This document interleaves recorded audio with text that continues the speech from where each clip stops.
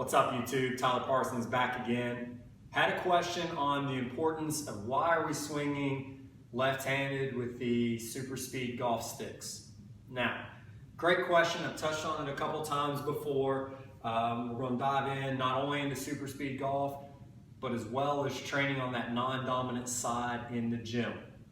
Why is it important? A couple different reasons here.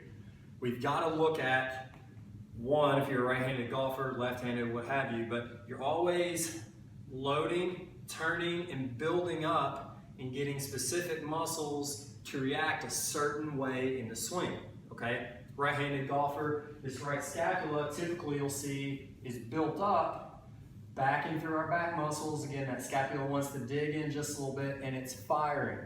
We're not doing that the same on the left. We have a bigger muscle than on the right than we do the left, okay? So there's already imbalance. So the goal of swinging left-handed is basically to try and even that out. We want the body as symmetric as we can.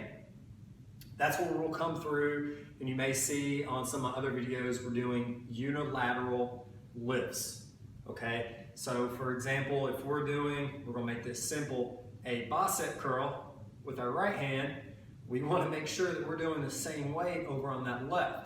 You never walk in the gym and see somebody sitting there just cranking out a 50-pound weight on one and doing a 20 on the other, okay? Same whenever it comes to a shoulder press. So the more that I can get a player to stabilize and do a one-arm shoulder press, they want to try to keep all this even. If it gets real heavy, they'll start to slouch and they're having to pull back and we get imbalances. The key is to even that out. That way we're preventing injury. Now, over to the next piece. This is going to be on the neurological end, how the brain perceives what's happening, what it tells the body to do and not do, all right? So with everything firing, we have our muscles that are composed of GTOs, okay?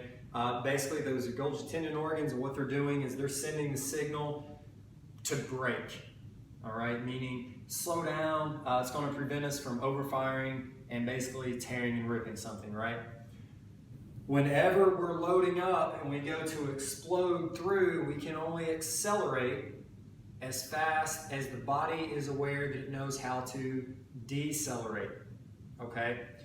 You've heard me say this a million times, so again, if this is repeat for you, sorry, but a bunch of people are requesting it. So what we're doing with the Superspeed golf is that fast twitch, and again, we're sort of tricking the brain and the body to sit there with the lighter to fire faster, then we pick up a heavier one, and it's still trying to fire it at that same speed, then we go to the heaviest. Again, it's trying to produce more speed to a heavier object than we have the golf club, so then whenever we go back to the regular golf club, it's still trying to fire at an extremely fast and quick rate, but now the golf club itself is lighter. So now we produce that speed, all right? Then if we're turning around and we're evening out, now I'm working the opposite direction and I'm building up strength here. That strength on the non-dominant side is going to be building up the brakes to allow us, whenever we get to the right, to rip through.